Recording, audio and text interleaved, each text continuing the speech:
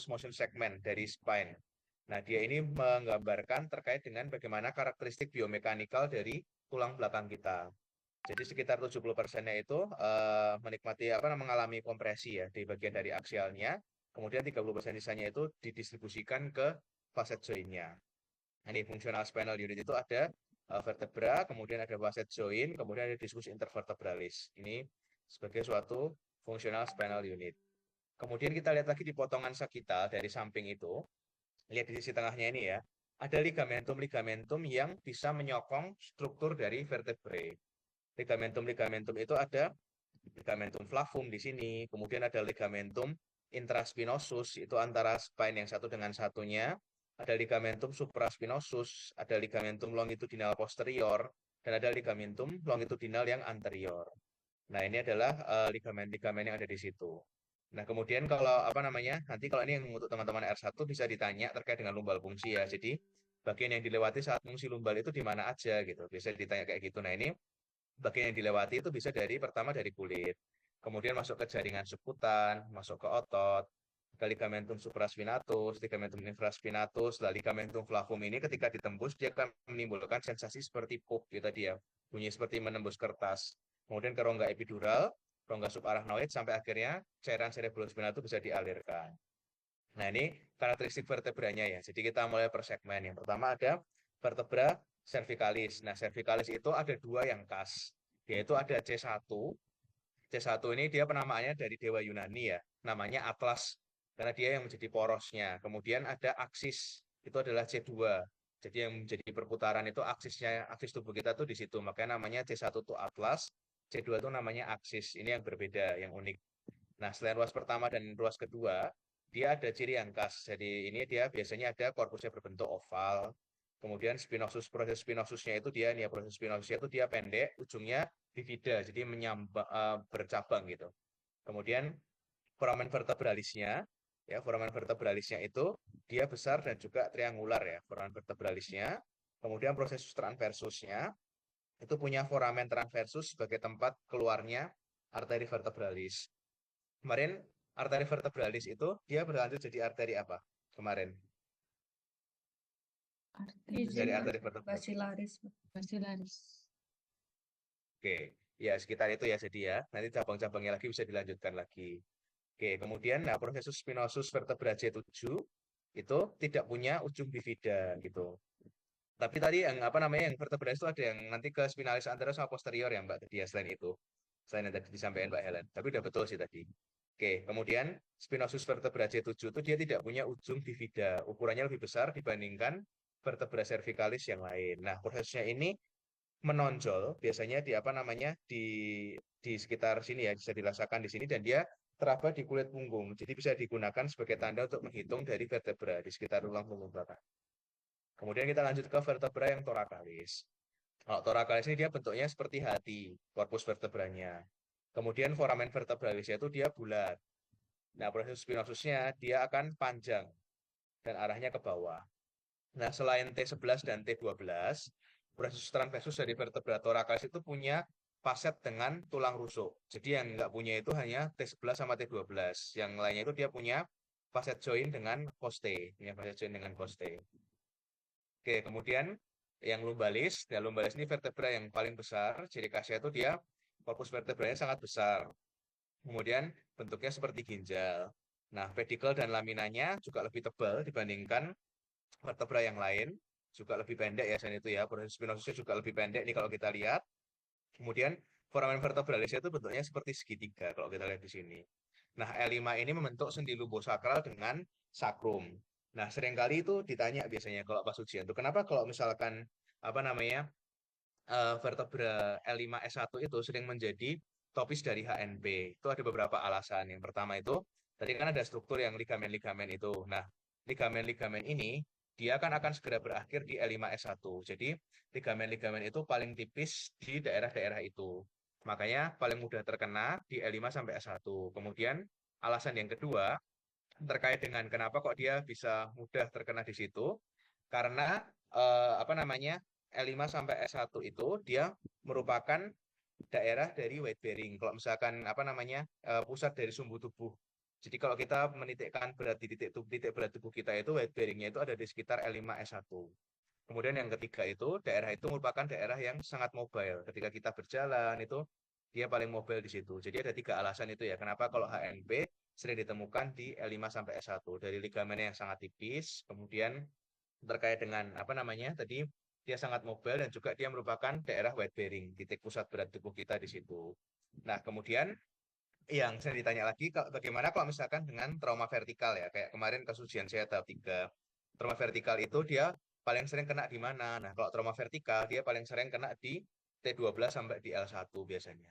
Di perbatasan antara torakolumbal. Karena di situ dia tempat di perbatasannya tadi, mulai pergantian tadi dan juga dia merupakan pusat titik untuk terkait dengan gravitasi kayak gitu. Oke, kemudian kita lanjut ke yang sakrum ya. Yang sakrum ini dia membentuk dinding posterior panggul, gabungan dari 5 vertebrae, kemudian dia punya persendian dengan L5 di bagian superior, dan juga coccygeus di bagian inferior.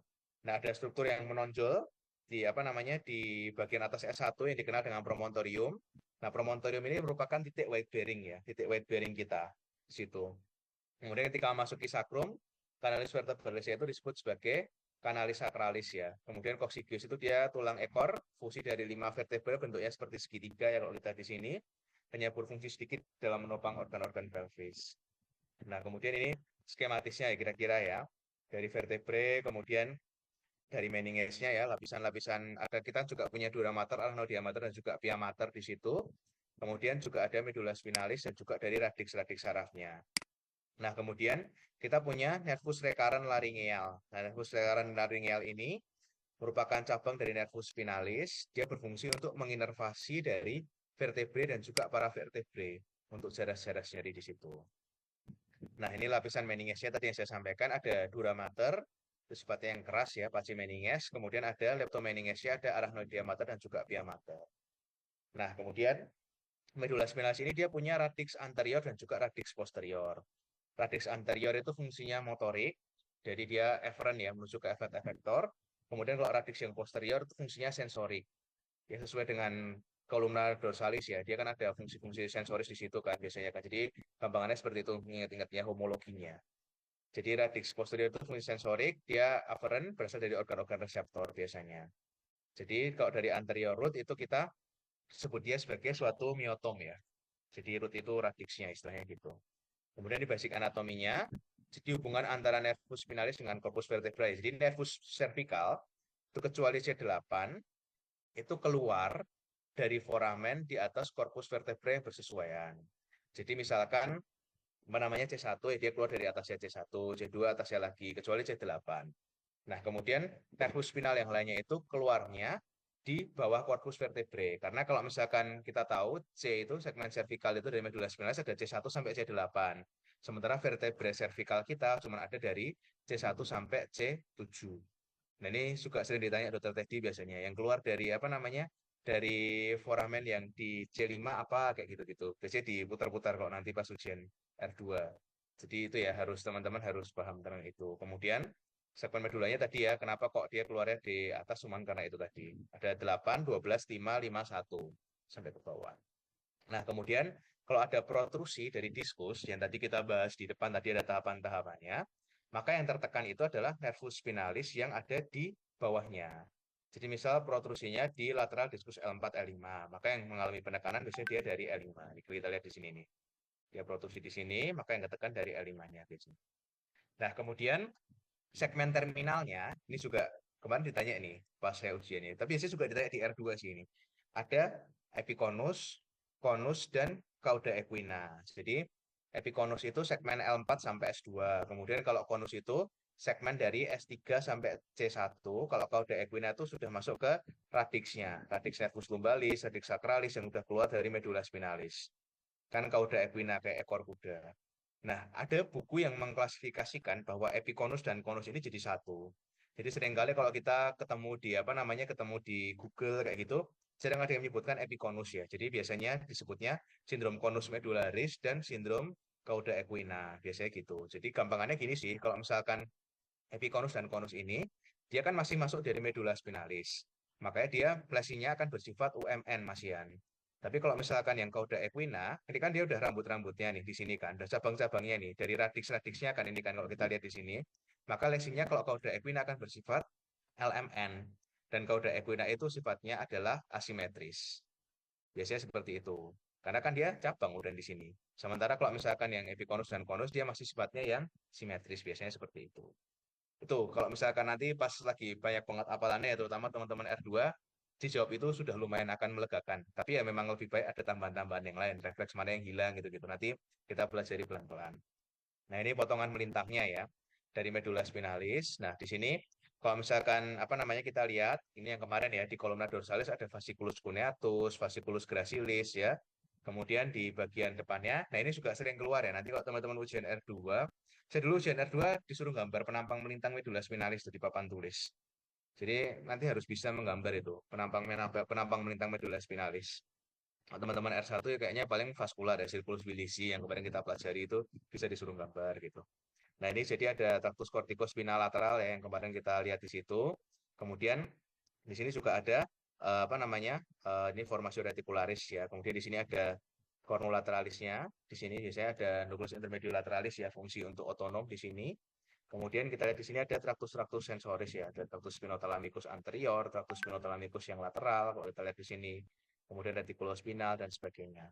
Nah, sebenarnya gambaran ini kalau misalkan kita lihat bahwa ada yang namanya rekset lamina ya. Rekset lamina itu penataan lapisan dari substansia grisea. Jadi dari ini lamina rekset 1, 2, 3, 4, 5, 6 gitu, 7, 8, 9, 10. Nah, ini berfungsi terkait dengan macam-macam fungsi yang nanti ada di belakang ya. Jadi ada yang untuk mediator nyeri, ada yang untuk opioid dan sebagainya, reseptor opioid kayak gitu-gitu.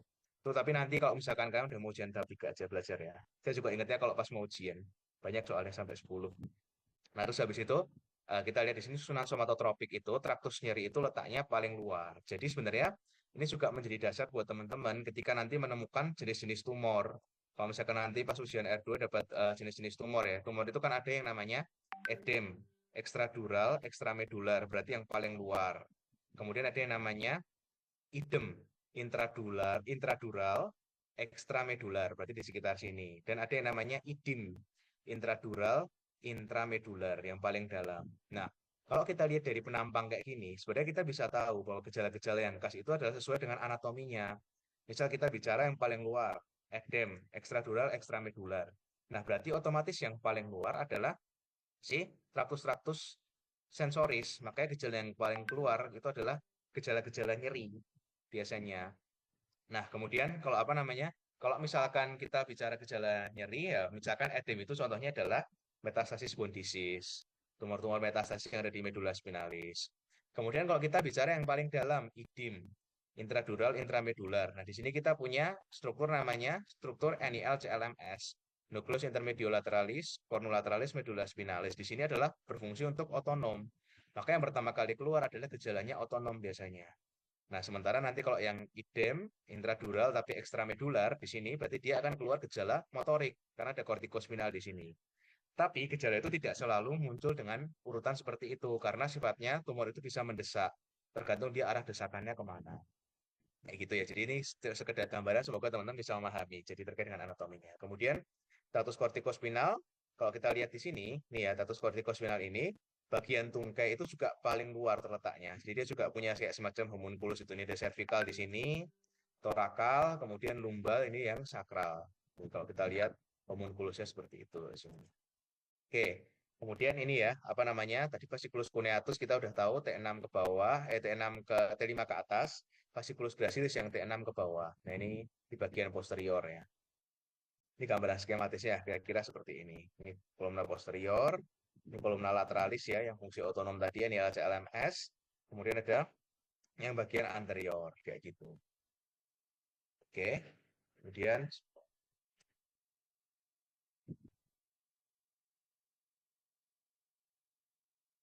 sebentar ya.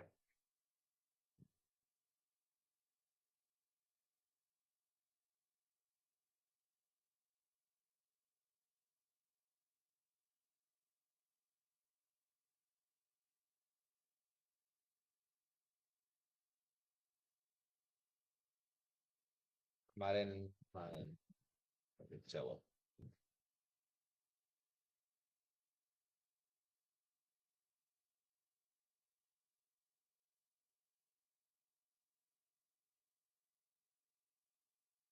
Oke, kemudian kita lanjut lagi terkait dengan apa namanya ini anatominya lagi. Jadi kalau misalkan kita lihat di sini letak somatotropiknya itu dia punya bagian-bagian ya tadi ya seperti yang tadi yang paling luar tadi yang dari sini itu adalah dari leher, kemudian dari apa namanya tangan, kemudian sampai ke tungkai yang kaki biasanya.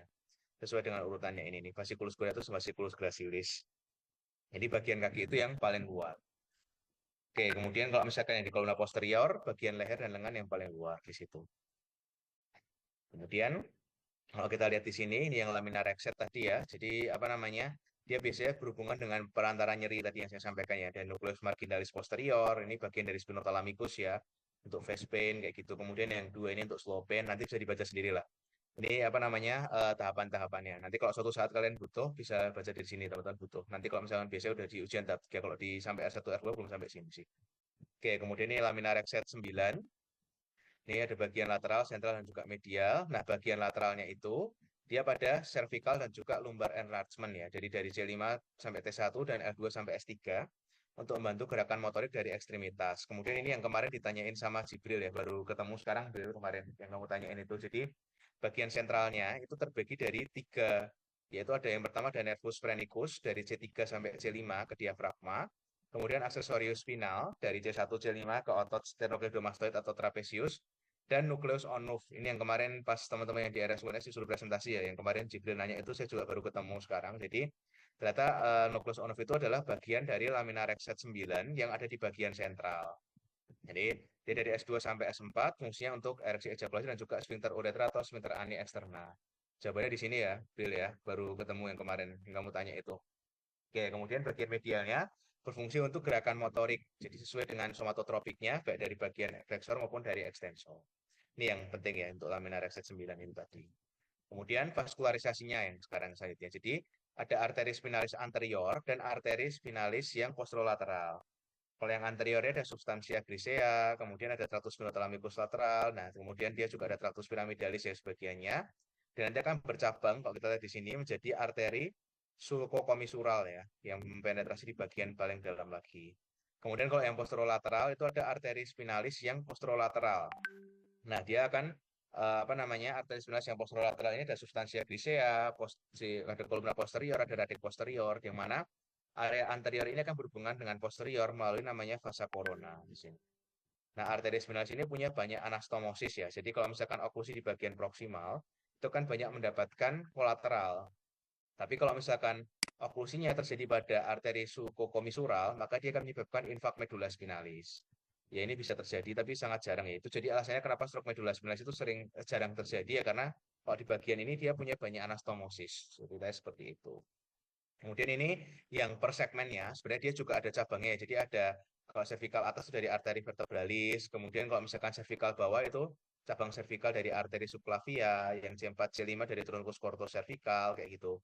Kemudian C6, C8 dari tirocervical, kemudian D3 ke bawah itu dari aorta.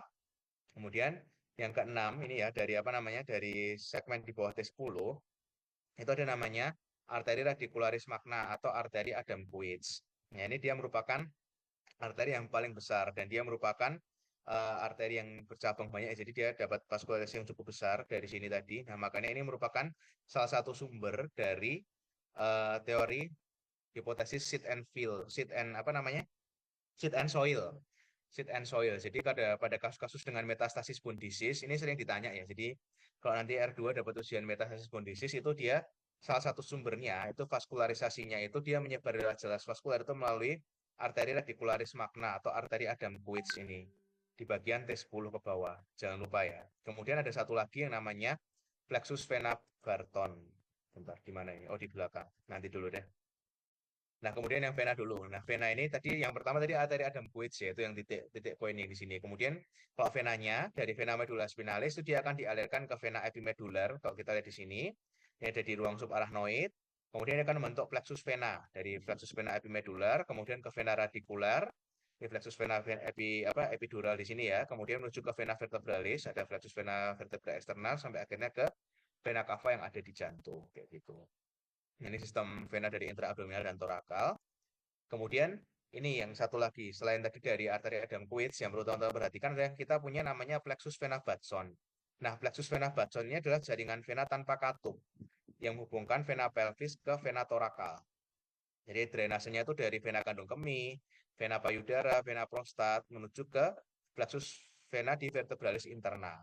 Nah, berdasarkan lokasinya ini dan karena dia tidak punya katup vena, maka plexus vena ini diduga menjadi jalur penyebaran dari metastasis kanker atau dari infeksi yang ada di organ dalam.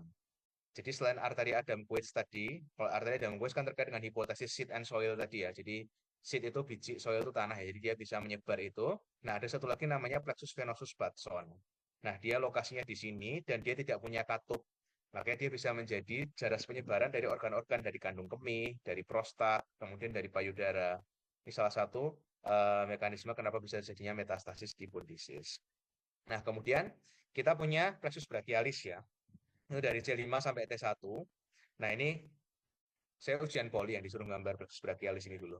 Jadi ini plexus brachialis ini ya kalau misalkan teman-teman tahu lumayan sih. Jadi ini dia merupakan struktur di sini ada plexus ya gabungan di gabungan dari saraf-saraf di sini, kemudian di lumbalis juga ada. Nah, kalau plexus brachialis itu dia tersusun dari radix anterior dari medula spinalis C5 sampai T1. Gampangnya, kalau saya ingat-ingatnya itu gini. Enggak tahu nih era era kita kayaknya masih sama sih film kartunnya ya. Tahu Rudi Tabuti kan, Jackson itu loh. Saya ingat-ingatnya gini biasanya. Rudi Tabuti drink cold and brew. Jadi saya nggak promosi kopi ya. Jadi Rudi Tabuti itu R di sini ya, 5 radix. Kemudian di sini ada T-nya, Tabuti tadi kan trunkus. Kemudian ada drink tadi minum ya, drink divisi. Kemudian cold brew tadi korda sama branch cabangnya. Jadi kalau misalkan nanti apa namanya ada yang disuruh gambar pas ujian, Gen R2 ya. Itu ada 5 radix tadi ya radix, kemudian ada trunkus, divisi, korda sampai akhirnya branch kayak gitu. Gitu ya. Oke, ini ada 5 radix di sini, ada radix dari C5, 6, 7, 8 sampai T1. Kemudian trunkusnya ada trunkus superior dapat dari C5, C6, trunkus medial dari C7, trunkus inferior dari C8 dan T1. Kemudian nanti trunkus superior dia akan bercabang jadi divisi yang anterior dan juga divisi posterior. Medial juga punya divisi anterior, divisi posterior. Yang inferior juga punya divisi anterior dan juga divisi posterior. Nah, kemudian yang apa namanya? Yang divisi anterior ini dia nanti akan bergabung. Yang apa namanya? Dari divisi anteriornya superior dan divisi anteriornya yang medial, dia akan bergabung menjadi korda lateral.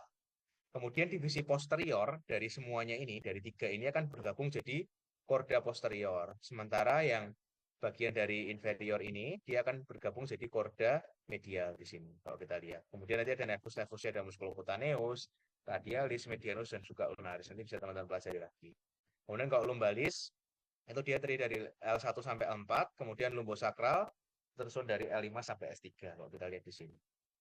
Nah, sekarang kita masuk ke sindrom medula spinalis. Ini juga akan sering ditanyakan kalau misalkan teman-teman dapat ujian medula spinalis ya.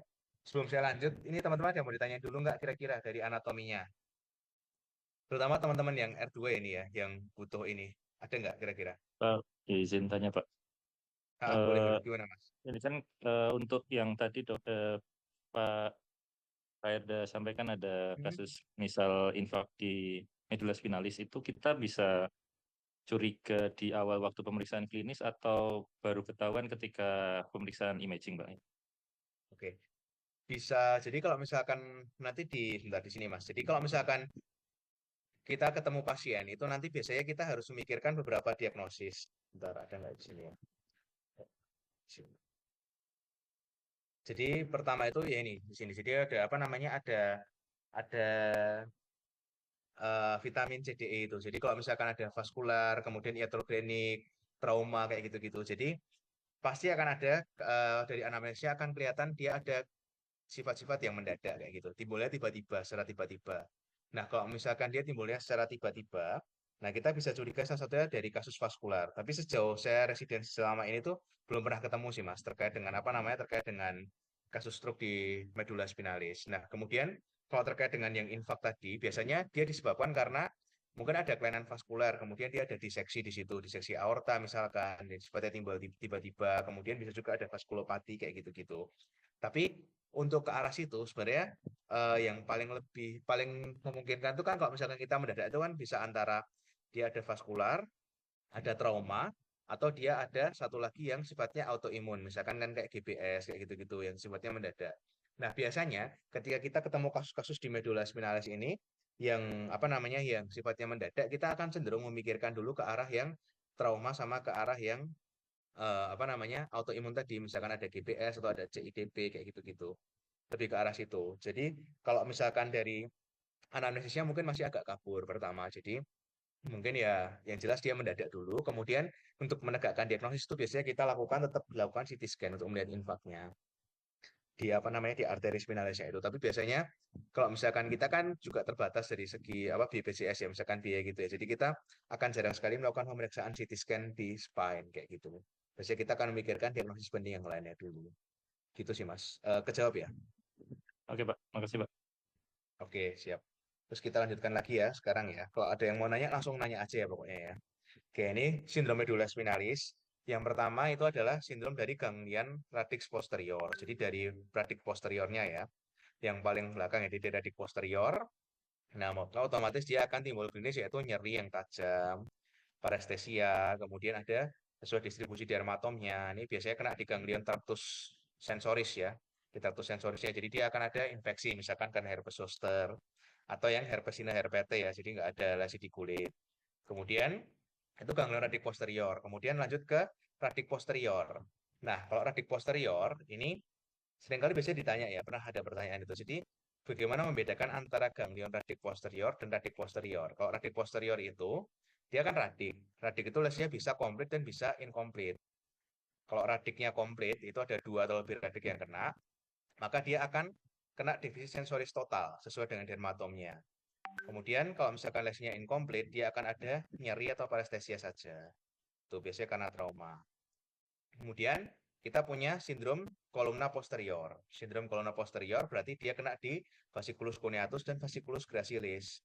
Nah, ini biasanya dia ada gangguan proprioseptif, ada gangguan posisi, getar, diskriminasi dua titik, nomornya akan positif ya, biasanya kan ada tratus kolumna posterior. Nah, ini khas pada tabes dorsalis ya, tabes dorsalis itu infeksi sifilis. Kemudian ada defisiensi vitamin B12. Itu biasanya kena di sini. Nah, defisiensi vitamin B12 ini sering dikenal dengan subacute combined degeneration. Itu biasanya kalau misalkan itu ya SCD, subacute combined degeneration, itu dia defisiensi dari vitamin B12. Itu biasanya apa namanya? Dokter Ervin yang suka nanya terkait vitamin B12 ini. Kemudian ini sindrom kornuposterior. Nah, kalau sindrom kornuposterior, ini kornuposterior ya. Beda lagi dengan tadi kolumna posterior. Kalau kolumna posterior itu kan dia fasciculus cuneatus sama fasciculus gracilis. Nah, kalau misalkan dia kornuposterior, nah ini disebut sebagai suatu defisit somatosensorik terdisosiasi. Apa itu maksudnya somatosensorik terdisosiasi? Somatosensorik itu kan punya ekstroseptif sama punya proprioseptif. Tapi kalau kita lihat di sini, kalau dia kornuposterior, dia cuma kena di bagian dari somatosensorik yang ekstroseptif. Jadi otomatis kalau misalkan dia kena di kornu posterior, dia tidak akan ada gangguan proprioseptif. Itu perbedaannya. Jadi kalau misalkan dia kena di kornu posterior, dia hanya ada kena gangguan di ekstroseptif setinggi lesi. Kemudian gangguan nyeri dan suhu tidak ditemukan di bawah lesi. Biasanya pada siringomelia, tumor-tumor idim, kayak gitu-gitu ya. Kemudian hematomielia gitu. Beda sama tadi kornu sama kolumna. Kalau kolumna posterior, dia kan fasciculus cuneatus sama fasciculus gracilis. Jadi dia kena di proprioseptifnya. Kemudian kalau yang apa namanya kalau yang kornu posterior ini dia akan timbul defisit somatosensorik terdisosiasi. Itu ya. Biasanya yang suka apa namanya somatosensorik terdisosiasi ini dokter Barit. Suka banget nanyain. Kemarin saya juga ditanya. Perbedaannya antara kornu posterior dengan kolumna posterior itu apa? Kalau misalkan kornu posterior dia somatosensorik terdisosiasi. Jadi hanya kena di ekstroseptifnya saja. Karena ya ini anatominya kita lihat di sini tadi. Kemudian sindrom substansia grisea. Kok substansia grisea ya berarti kena sensorik bilateral setinggi lesi, gangguan flasid ya setinggi lesi. Ya ini ya bisa ditemukan di sini siringomyelia, hematomielia ini. Nah, kemudian ini tadi ya.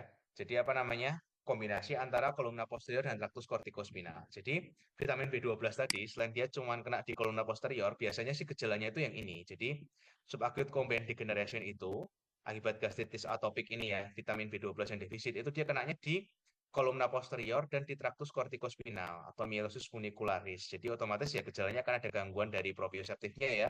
fasciculus cuneatus sama fasciculus gracilis, kemudian akan ada parase UMN spastik bilateral setinggi lesi. Gitu ya jadinya ya. Apa namanya? Sorry, gangguan parase UMN spastik bilateral di bawah lesi. Kalau setinggi lesi dia akan timbul gejala LMN. Karena kalau di lesinya kan dia kena di motor neuronnya. Kayak gitu. Oke, kita lanjut ya. Kemudian setelah itu, kalau medula spinalis yang 7, dia akan ada di kornu anterior sekarang. Kalau kornu anterior ya ini kas ya, di polio. Biasanya dia akan ada flasid di bilateral, motor neuron di kornu anterior.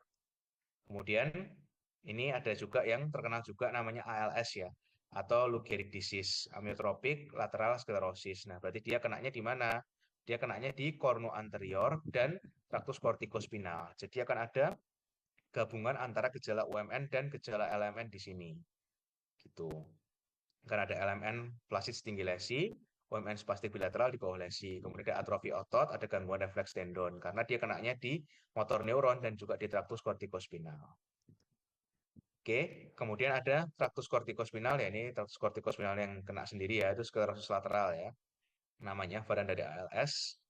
Oke, kemudian ada lagi yang namanya ini kombinasi ya. Ini ataxia Friedreich biasanya ya. Kas di ataxia Friedreich ini kalau buat ujian nasional sih, kalau buat ini nggak keluar sih biasanya sih. Jadi ataxia Friedreich ini dia neuropati aksional herediter 2, kombinasi kenanya di kolumna posterior, di traktus spinocerebralis sama traktus kortikospinal. Jadi ciri khasnya ada pes cavus ini, kaki Friedreich, kemudian ada parasupamen spastik bilateral, Rombergnya positif. Ya ini kalau kita teman-teman udah belajar dari kemarin, ngikutin yang terkait dengan traktus, dengan melihat gambar ini kita bisa paham kira-kira letak lesinya di mana dan gejala klinis yang muncul apa gitu. Kemudian ada yang namanya bronchiquart, ini juga terkenal ya. Jadi bronchiquart ini dia kenanya di traktus kolumna posterior, corticospinalis, motor neuron ipsilateral sama spinothalamicus contralateral. Biasanya dia karena trauma ya, trauma tusuk di situ. Nah, jadi otomatis dia akan ada gangguan proprioseptif yang ipsilateral. Jelas ya, karena kan fasciculus cuneatus, fasciculus gracilis, dia menyilangnya kan di atas. Masih ingat ya kemarin ya jelasnya ya. Kemudian akan ada gangguan ekstroseptif yang kontralateral. Kenapa? Karena kalau spinothalamicus dia sudah menyilang di awal, dari bawah dia sudah menyilang. Ingat ya kemarin dia menyilang di kanalis spinalis, di depan kanalis spinalis. Makanya gangguan ekstroseptifnya akan kontralateral. Kemudian setinggi lesi sama tadi, pasti parasinya sifatnya adalah LMN. Karena dia kena di, lesinya itu kena di motor neuronnya.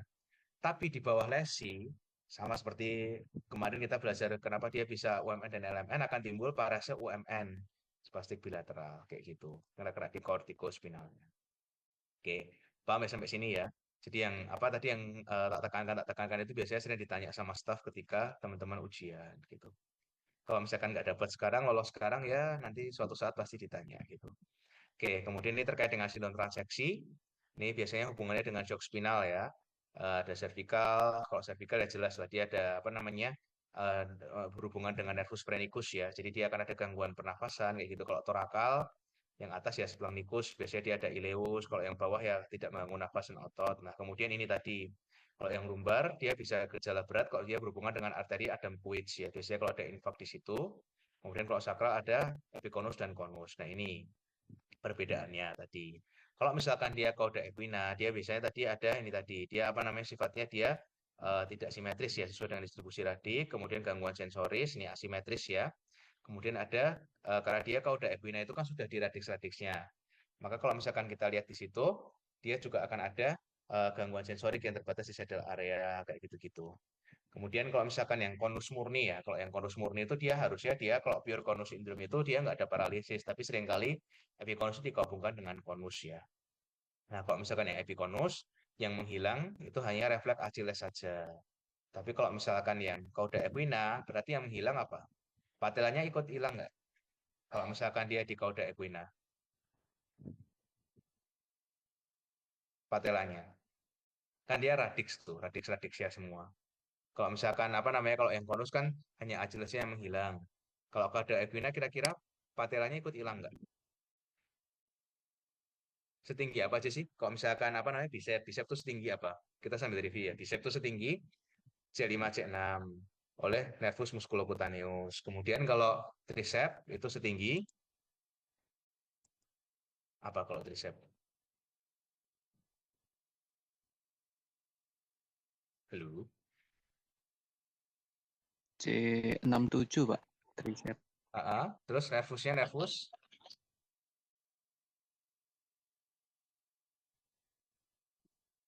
apa? Tricep radialis, Pak. Mohon arahan, Pak. Nah, nervus radialis ya.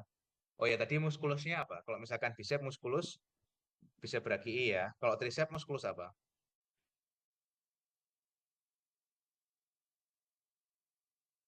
Ya, muskulus tricep brachii ya. Jangan salah dengan tricep sure loh ya. Itu Dokter Andi dulu pernah usil tuh waktu ada ujian R1 apa ya. Jadi kan ya ujian R1. Jadi kan ditanya tentang terkait dengan lengkung refleks. Jadi lengkung refleks tricep gitu. Habis itu muskulusnya nggak disebutin terus ditanya Dokter Andi waktu itu. Saya lupa ujian angkatan siapa waktu itu ya.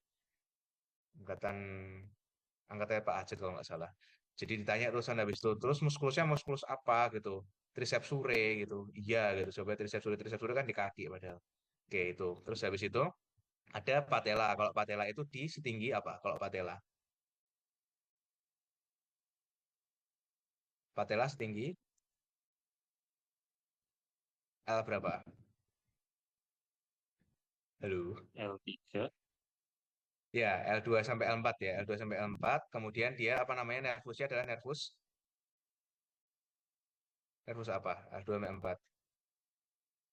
Dia membawa Femoral, Pak. femoralis, muskulusnya Quadriceps femoris. quadriceps femoris. Oke, kemudian kalau Achilles, nah ini ya tadi yang triceps sure tadi. Achilles itu setinggi L5 sampai S1 S2 ya. Ada yang bilang S1 S2. Kemudian nervusnya nervus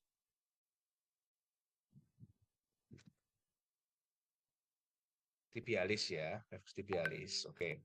Tuh, nah kemudian kalau kita udah lihat dari situ, jadi kalau misalkan dia di cauda equina, otomatis maka refleks dari patella dan juga dari Achillesnya dia akan hilang. Kalau misalkan yang apa namanya, kalau yang misalkan epiconus ini, dia cuma Achillesnya yang hilang karena dia kan kena di L4 sampai S2 yang bawah kan, berarti kan. Jadi otomatis patellanya masih nggak ada masalah tuh berarti, karena dia kan masih UMN. Tapi kalau misalkan Cauda equina, kita lihat di sini nih tadi dari apa namanya dari gambar segmen-segmennya tadi loh. Nah, kalau Cauda equina, nih Cauda equina itu dia cabang dari sini, yang mulai cabang dari sini, maka otomatis dia akan hilang baik patella maupun Achillesnya. Gitu ya. Nangkap nggak kira-kira dari sini anatominya? Tuh. Kemudian kalau terkait dengan perbedaannya tadi yang tak jelasin tadi yang terutama yang paling perlu dihafalin sih. Gitu kalau misalkan mau menjawab. Dulu saya pertanyaan ujian R2 saya itu. Jadi walaupun saya dapatnya meningioma sih.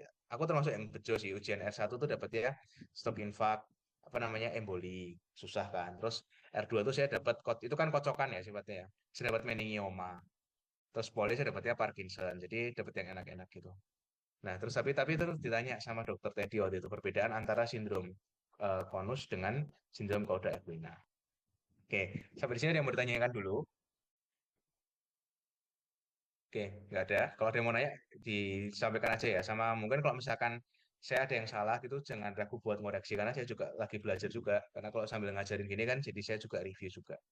Oke, kemudian ini transaksi medula spinalis sama. Nah, tadi ini perbedaannya ya. Jadi kalau misalkan kita ketemu sesuatu yang akut, itu kita selalu pikirkan dia adalah mungkin vaskular, infeksi atau imun mediated atau trauma struktural disease ya. Kemudian kalau yang kronis ya pasti ada neoplasma, ada herediter atau toxic metabolik. Ini sebenarnya panduan kita ketika kita ragu tentang suatu lesi. Ini tadi udah kita pelajari tadi ya, apa namanya? Tadi muskulus-muskulusnya, kemudian ini lumbar dissemination. Nah, ini terkait dengan anatominya tadi. Jadi ketika apa namanya dari posterior spinal nerve ya, nervus spinalis posterior tadi menuju ke nervus recurrent dari menial, kemudian masuk ke foramen intervertebralis ya, bukan canalis vertebralis ya, masuk ke foramen intervertebralis, kemudian mendistribusikan terkait dengan serabut nyeri tadi, kemudian menuju ke ligamen-ligamen yang merupakan struktur pekan nyeri, ada ligamentum intraspinal, periosteum, kemudian ada lapisan luar dari annulus fibrosus ya, yang menutup dari diskusnya itu, dan juga kapsula dari artikulasio di facet ya, si apa namanya sendi-sendi facet joinnya. Kemudian lumbar spinal rootnya ini tadi dia kan menginsert dari intervertebral foraminnya tadi, kemudian sampai menuju ke pedicle dan sebagainya. Ini macam-macam apa namanya penyebab dari velopati gabungan yang tadi ya. Kemudian metastasis bisa dari paru, dari mame, dari prostat, dari ginjal, dari tiroid, kayak gitu-gitu. Herediter tadi ada ataxia Friedreich yang khas tadi ya. Oke, di situ. Kemudian ini tadi perbedaannya. Kira-kira itu untuk medula spinalis. Ada yang mau ditanyakan dulu nggak kira-kira dari teman-teman sejauh ini? Sebelum kita lanjut. Oke, kalau nggak ada kita lanjut ke yang sistem saraf tepi ya. Jadi apa namanya harapan saya itu minggu depan kita bisa beralih ke neuroimaging, terus habis itu baru nanti kita misah ke apa namanya ke klinis. Kalau misalkan klinis nanti karena yang mau ujian duluan kan teman-teman R2, nanti akan saya utamakan yang teman-teman R2. Teman-teman R1 kalau mau ikut boleh, karena nanti materinya nggak terkait cuma stroke ya. Jadi apa namanya materinya kan kalau R2 kan terkait dengan autoimun, kemudian terkait dengan infeksi, terkait dengan apa namanya onkologi gitu kan itu juga kasus-kasus yang teman-teman R1 temui juga kalau lagi di Anggrek 2 selain di unit stroke.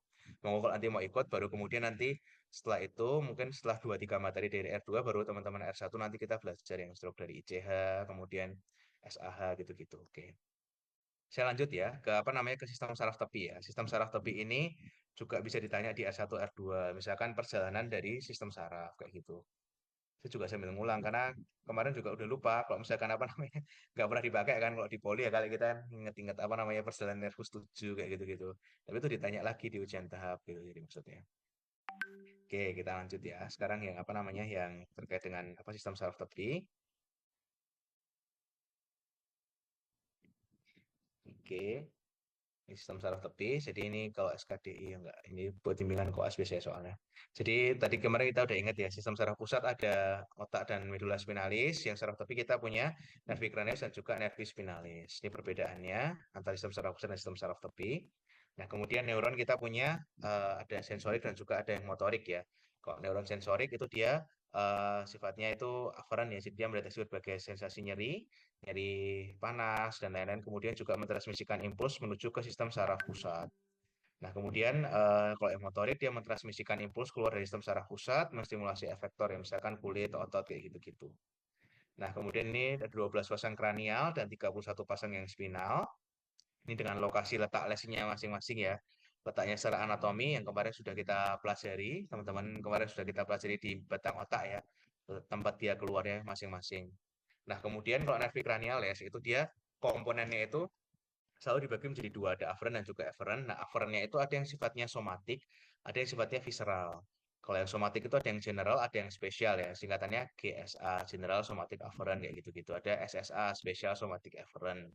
Kemudian ada yang visceral, ada yang general, ada yang spesial kayak gitu-gitu.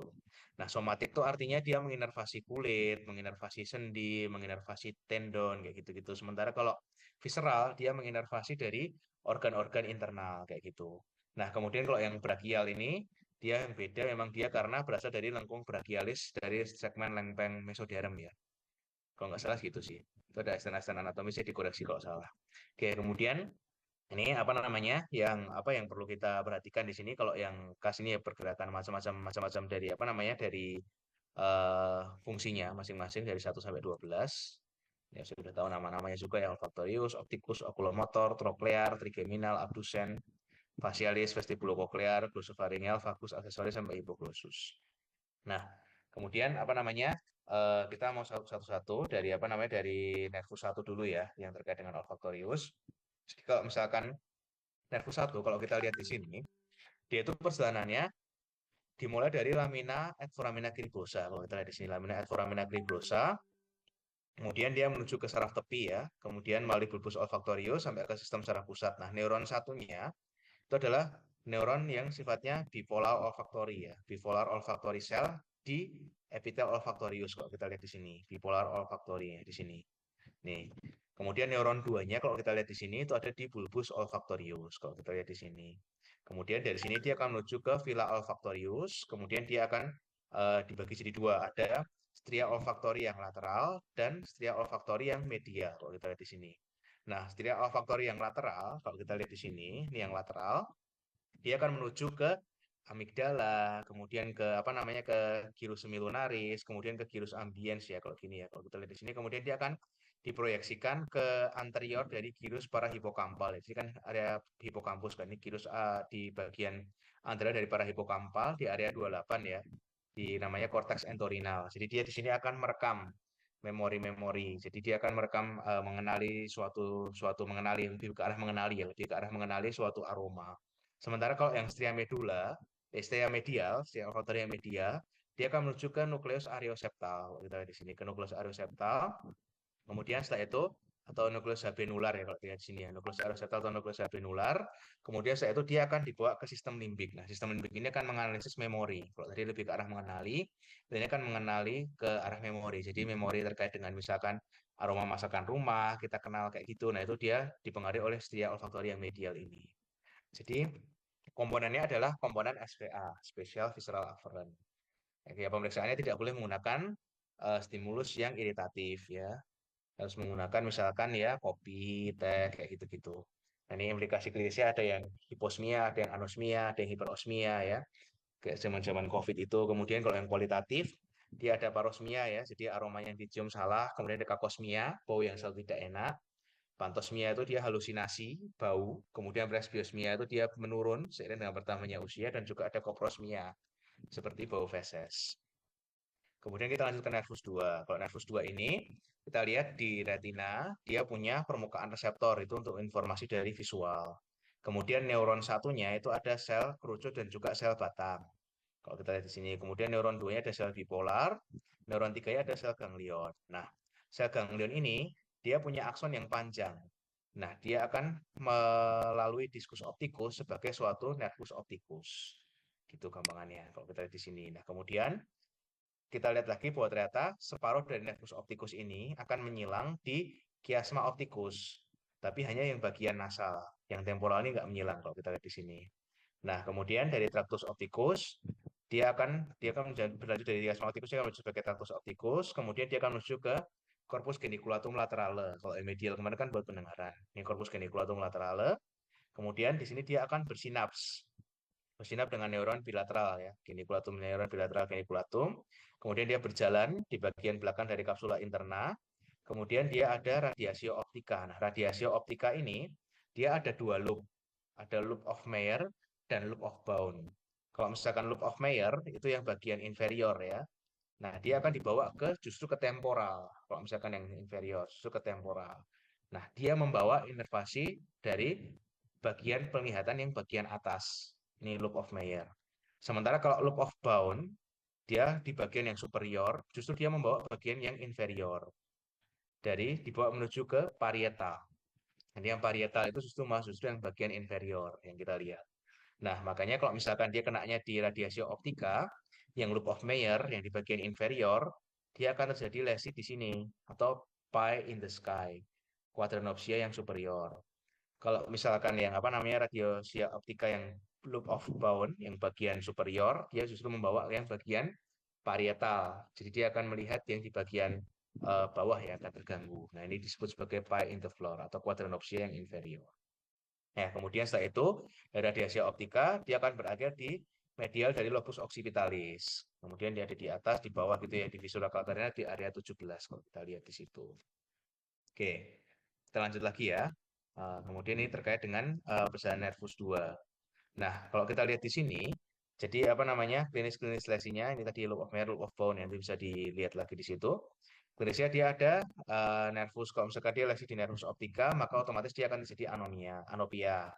Kemudian kalau di perikiasma, ya mungkin dia akan terjadi hemianopsia binasal. Kalau misalkan dia di kiasma, dia bisa terjadi hemianopsia yang bitemporal. Kemudian kalau misalkan apa namanya dia kena di traktus opticus, maka dia bisa kena di hemianopsia yang homonim ya ini, hemianopsia yang homonim yang ada di kontralateral. Kemudian kalau misalkan dia radiasi optika yang apa namanya proksimal, ya mungkin dia bisa jadi incomplete. Tapi kalau misalkan yang apa namanya distal, dia bisa kena di quadranopsia kayak gitu. Oke, kemudian nervus 2 ini ya tentunya dia komponennya adalah Special Somatic Afferent atau SSA. Kemudian dia apa namanya pemeriksaannya kita tahu ada visus, ada lapang pandang, ada pemeriksaan buta warna. Yang harus teman-teman kuasai ya biasanya kalau R1 pasti ditanya pemeriksaan fisik kalau pas ujian sebelum praktekin biasanya. Penurunan visus, ada kehilangan penglihatan, ada skotom, ada anopia, hemianopsia, quadranopsia sampai buta warna. Kemudian kita punya 346. Nah, 346 ini dia menginervasi gerakan dari otot-otot penggerak bola mata. Nah, kalau kita lihat nervus 3 itu dia keluar dari batang otak, kemudian dia akan menginervasi levator palpebra superior, rectus superior, rectus medial, rectus inferior, dan ada oblikus yang inferior. Kemudian kalau nervus 4 itu dia keluar dari permukaan dorsal batang otak yang kemarin kita ingat ya akan menginervasi dari musculus obliquus superior. Sementara kalau yang nervus 6 dia keluar dari pons kemarin ya di permukaan ventralnya, dia akan menginervasi dari rectus lateralisnya. Kira-kira gerakannya seperti ini. Jadi kalau misalkan apa namanya rectus lateralis itu dia lateral ya. Rectus itu yang lurus. Kalau oblik itu yang akan ada gambaran miringnya. Kemudian jangan lupa kalau yang ke atas justru malah oblik inferior. Kalau yang ke bawah justru malah oblik superior. Yang unik adalah oblik superior dan rectus lateralis. Selain itu semuanya nervus 3 kayak gitu.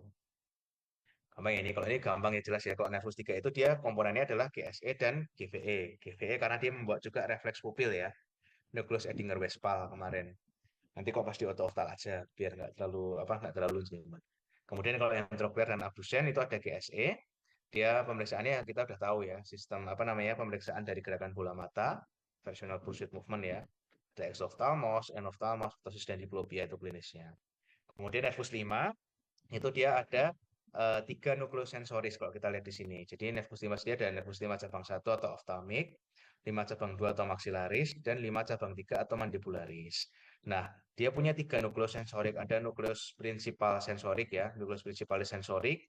Kemudian ada nukleus spinalis ya di sini ya, nukleus spinalis, dan ada nukleus mesencephalic dari nervus trigeminus. Ketiga ini. Jadi 3 nukleus sensoris ini akan membawa impuls sensoris ke ganglion trigeminal. Nah, dari ganglion trigeminal dia akan bercabang jadi 3. Kayak gitu. Nah, kemudian nukleus motorik nervus 5 kalau kita lihat di sini dia keluar melalui foramen apa kalau nervus 5? Ada 5 cabang 1, ada 5 cabang 2 ya. Kalau 5 cabang 1 lewat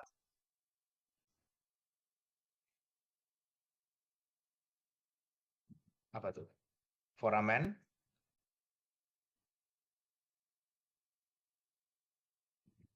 Ada ingat nggak?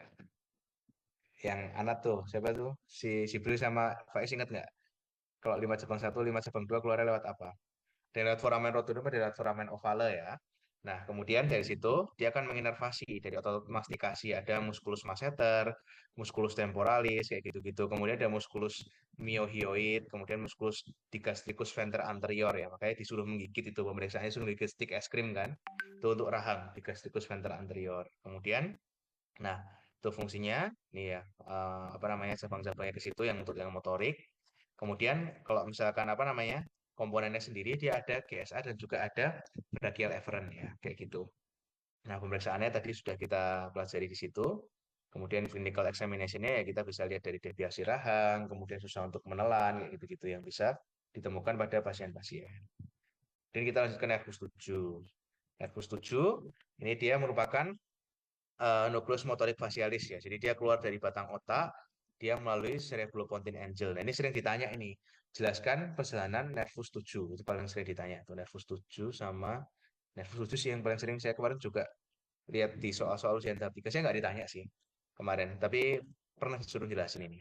Oh, pernah di waktu saya ujian R1 kalau nanti dibaca di notulensi R1 tuh kayaknya saya ujiannya kan berasal Bu Puswi waktu itu. Antara saya atau Bu Puswi itu ditanya itu. Jelaskan perjalanan nervus 7 kayak gitu. Jadi dia nukleus motorik facialis kalau kita lihat di sini dia keluar dari batang otak. Kemudian dia melalui cerebropontine angel. Nah, kemudian dia akan masuk ke meatus acousticus internus. Kemudian dia menuju ke canalis facialis. Nah, di canalis facialis ini dia bercabang menjadi nervus stapedius. Dia akan menginervasi musculus stapedius. Pemeriksaannya namanya apa di sini? Kalau pemeriksaan nervus 7 di sini, stetoskop, loudness, balance test. Jadi pasiennya kita minta untuk pakai stetoskop, kemudian kita ketok di situ, kita tanyakan apakah ada hiperakuisisis di salah satu sisi atau tidak. Nah, itu pemeriksaan dari refleks stapedius di situ. Kemudian saya itu dia keluar dari kranium ya. Tadi kan jadi dia keluar dari batang otak, kemudian dia melalui cerebropontine angel, kemudian masuk ke meatus acousticus internus, kemudian ke canalis facialis, di situ dia bercabang jadi nervus stapedius. Kemudian dia akan menginervasi musculus stapedius ya di sini ya. Kemudian setelah itu dia akan keluar melalui foramen stylomastoideum. Dia keluar dari kranium melalui foramen stylomastoideum. Kemudian dia akan menginervasi otot-otot wajah kayak gitu. Nah, kemudian kita juga punya apa namanya itu komponen motoriknya ya. Kalau kita punya juga komponen parasimpatisnya. Jadi kalau komponen parasimpatisnya itu kita lihat dia dibawa oleh nukleus salivatorius yang inferior ya. Dia akan dibawa oleh nukleus salivatorius yang yang superior, nukleus salivatorius yang superior. Dia akan membawa sistem parasimpatisnya, kemudian akan melalui nervus intermedius namanya. Nervus intermedius dia akan berjalan bersama dengan nervus 7. Kemudian dia akan memisahkan diri menjadi dua komponen. Ada ganglion pterygopalatina dan ada ganglion submandibularis. Nah, ganglion pterygopalatina ini dia fungsinya untuk lakrimasi ya dan juga untuk di ganglion nasalis sekret dari apa namanya hidung ya di sekret hidung. Kemudian setelah itu kalau ganglion submandibular dia akan terpisah jadi eh, sublingual dan juga submandibular kayak gitu. Nah, kemudian komponen nervus intermedius yang lain itu tadi juga ada sensoris. Dia akan menerima impuls dari nukleus solitarius. Nah, kemudian di nukleus solitarius ini dia akan menuju ke ganglion geniculatum ya. Dia menuju ke ganglion geniculatum di sini. Nah, kemudian setelah itu dia akan menginervasi dari palatum, kemudian dari chorda tympani dan dari 2/3 anterior lidah, anis, asam dan juga asin kayak gitu. Oke, itu perjalanan nervus 7 ya. Jadi kalau nanti disuruh menjelaskan, kalau misalkan teman-teman R1 keluar di ujian, perjalanannya penjelasannya seperti itu. Bisa dijelaskan seperti itu. Nah, kemudian yang sering ditanya oleh Dr. Ervina adalah, ini terutama untuk R1 ya, biasanya kenapa kalau pada pasien-pasien dengan stroke, kita akan memeriksa nervus 7 dan nervus 12. Itu pertanyaan yang sering ditanyakan. Nah, kalau kita di sini nervus 7 itu, kita lihat ya, di sini ada cortex cerebri. Nah, di sini sampai dia setinggi epicanthus lateralis ya, sampai setinggi epicanthus lateralis, dia akan mendapatkan inervasi dari dua komponen, dari komponen ipsilateralnya dan dari komponen kontralateralnya. Itu sampai setinggi epicanthus lateralis. Tapi di bawahnya itu dia hanya mendapatkan inervasi dari komponen kontralateralnya saja. Nah, makanya pada lesi-lesi UMN itu akan jelas sekali perbedaannya. Karena di atas motor neuron, berarti kan dia belum bercabang. Nah, maka kalau misalkan lesi UMN, dia masih bisa untuk mengangkat alis, kemudian mengeritkan dahi, itu masih simetris. Tapi kalau lesinya LMN, misalkan Bell's palsy ya, dia lewat lower motor neuron udah bercabang, otomatis dia hanya apa namanya dari atas sampai ke bawah dia sama sekali nggak bisa. Itu perbedaan yang pertama. Gitu. Oke, ini kemudian juga ada refleks kornea ya selain itu ya. Jadi kalau apa namanya perjalanan refleks kornea ini juga sering ditanya juga. Tadi yang nervus 7 sudah jelas dulu ya penyebab penjelasannya ya. Kemudian kalau refleks kornea ini dia akan masuk dari nervus 5. Jadi ditangkap oleh reseptor di kornea ya. Jadi jangan lupa mereka dari belakang. Kalau nanti apa namanya kalau disuruh meriksa di depan gitu peragakan, diperiksa dari belakang pasiennya, digores dari belakang supaya tidak melihat dari depan di bagian limbus kornea di perbatasannya itu. Nah, kemudian dari nervus 5 dia akan menuju ke nukleus sensoris dari nervus trigeminus tadi. Kemudian dari situ dia akan menuju ke nukleus motoris dari nervus 7.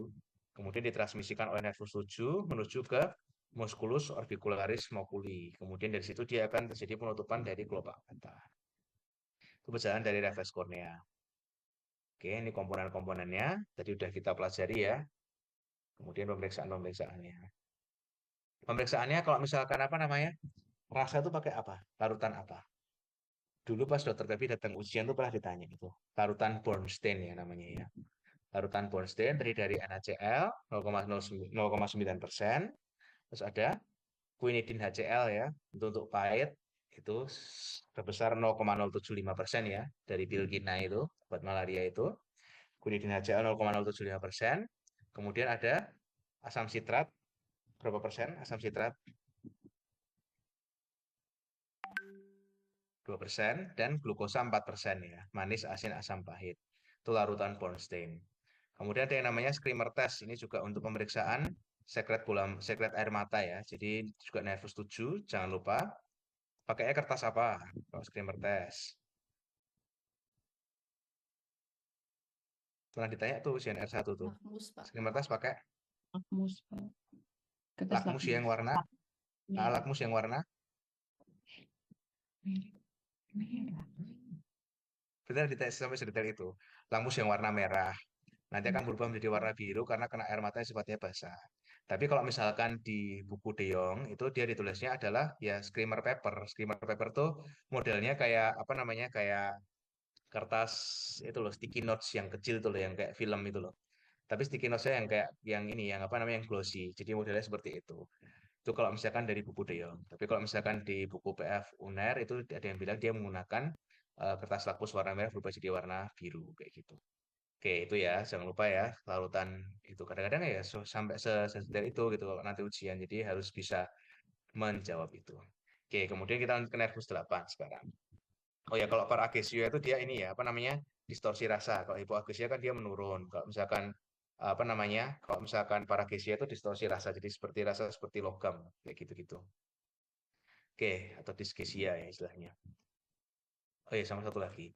Kalau logophthalmos itu lesnya di mana? Nervus 7 apa nervus 3? Logophthalmos itu apa sih? 3, Pak. Hah? Kalau ptosis. Ya, ptosis yang 3 ya. 3. Ptosis itu kan dia tidak bisa muka. Kalau misalkan logophthalmos itu, dia tidak bisa menutup ya. Tidak bisa menutup secara sempurna. Itu nervus 7. Karena nervus 7 itu yang membawa dia adalah membawa menginervasi musculus orbicularis oculi. Nah, makanya dia nggak bisa nutup. Makanya itu logophthalmos itu nervus 7. Kalau misalkan nervus 3, tadi membawa levator palpebra superior. Tadi nervus 3. Makanya dia tidak bisa membuka. Itu yang sukanya dokter Barit. Juga ujian R1 sih. R2 juga bisa sih kalau dapat miastenia grafis tuh bisa ditanya tuh. Gimana membedakan, dokter membedakan nervus 7 dengan nervus 3 gitu. Enak gitu pertanyaannya. Menurut dokter gitu.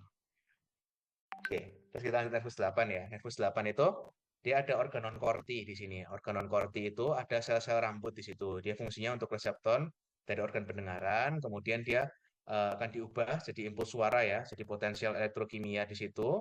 Kemudian menuju ke ganglia spiralis ya, ganglia spiralis. Kemudian setelah itu dia nervus cochlearis itu akan berjalan sepanjang di kanalis auditorius ya kalau kita lihat ya, sepanjang kanalis auditorius.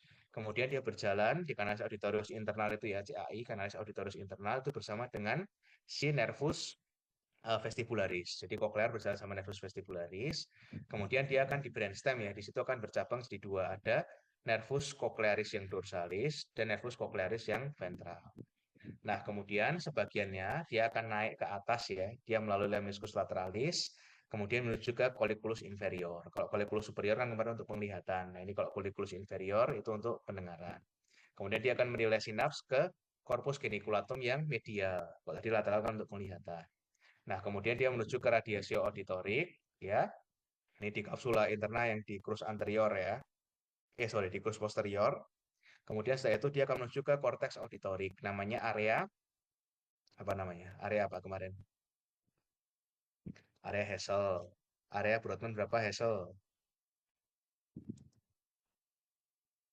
41. Oke, di situ ya. Apa namanya ini areanya di situ. Kemudian setelah itu kita lanjutkan lagi. Kalau apa namanya? Area Hessel 41 ya. Kalau misalkan yang 4445 area apa? Kemarin Broca. Kalau misalkan yang 22, 2122 area Wernicke. Nanti dibahas jadi lagi ya. Itu apa namanya suka ditanya-tanya tuh biasanya kalau ujian R1. Oke, kemudian tapi juga bisa R2 sih. Saya dulu ditanya gyrus angularis, gyrus supramarginal karena saya dapatnya meningioma waktu itu. Jadi bisa ditanya sampai se area Brodmann itu.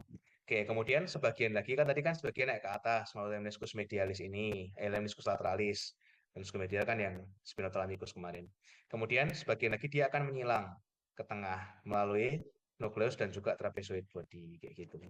Kemudian ini yang terkait dengan cochlearis ya. Kemudian yang vestibular.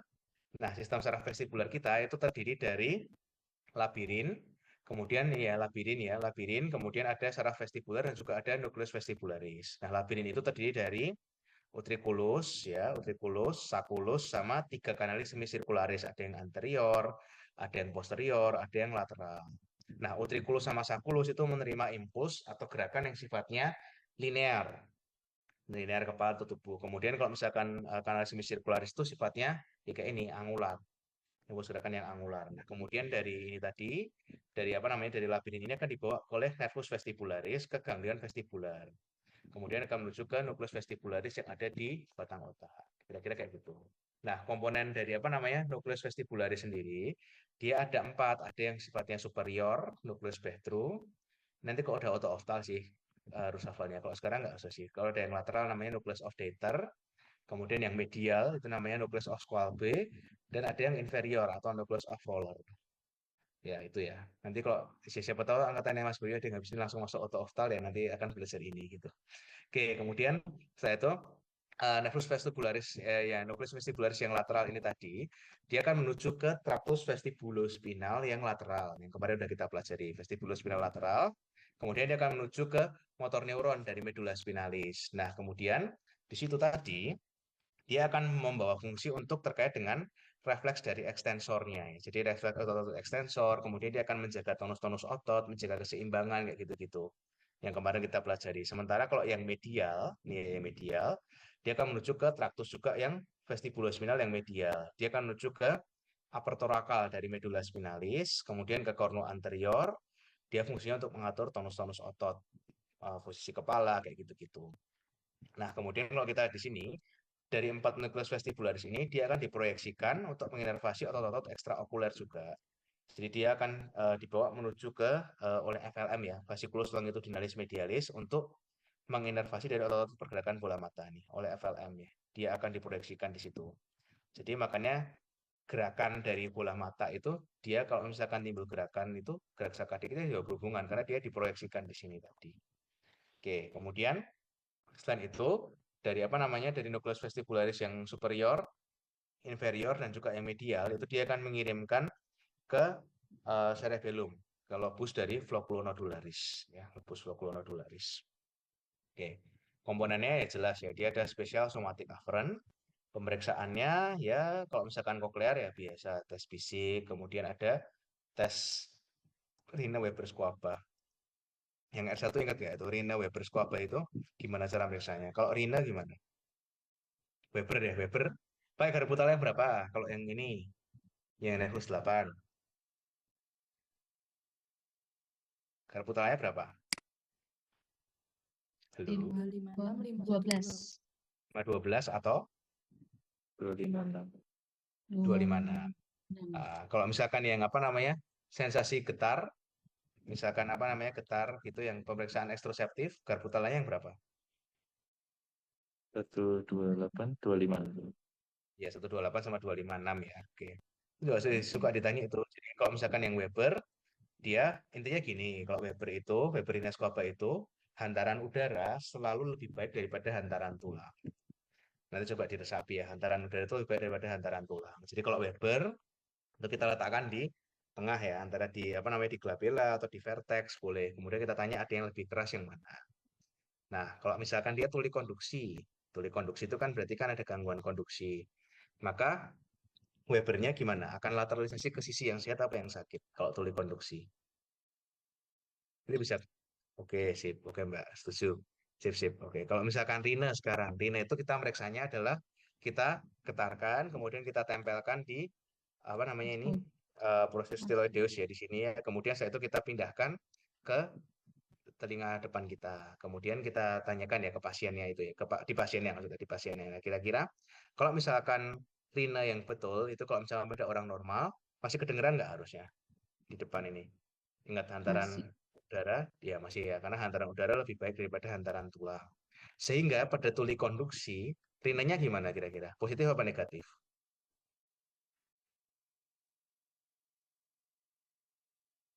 Negatif. Tadi ya jangan lupa ya, hantaran udara lebih bagus daripada hantaran tulang. Gitu aja, jadi kita nggak ngafalin kalau misalkan kita belajar. Oke, itu rina.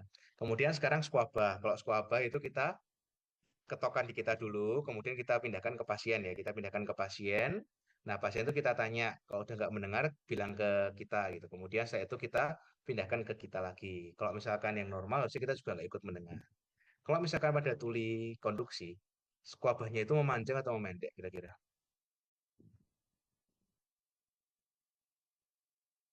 Pasien nih, kan ditaruh di proses stiloidosnya. Kemudian dia udah nggak dengar katakan gitu. Terus kita dipindahkan ke kita. Kira-kira kita harusnya masih dengar nggak kalau misalkan pada tuli konduksi? Enggak. Enggak dengar. Enggak. Jadi kalau misalkan tuli konduksi, squabahnya Memanjang, Mbak. memanjang. Oke. Itu ya nanti coba direnung-renungkan lagi. Itu akan suka diputar-putar. Biasanya dokter Andi akan menanyakan itu baik di ujian R1 maupun R2 karena itu pemeriksaan fisik. Oke, kemudian apa namanya? Ini klinis-klinisnya ya, vestibulospinal refleks, pemeriksaan nistagmus dan sebagainya. Oke. Kita lanjut lagi nervus 9 sekarang. Nah, nervus 9 ini dia meninggalkan kranium melalui foramen jugulare ya, melalui foramen jugulare. Kemudian dia ada apa namanya serabut parasimpatis ya dari ganglion yang apa namanya ganglion yang preganglion yang eferen ya, preganglion yang eferen.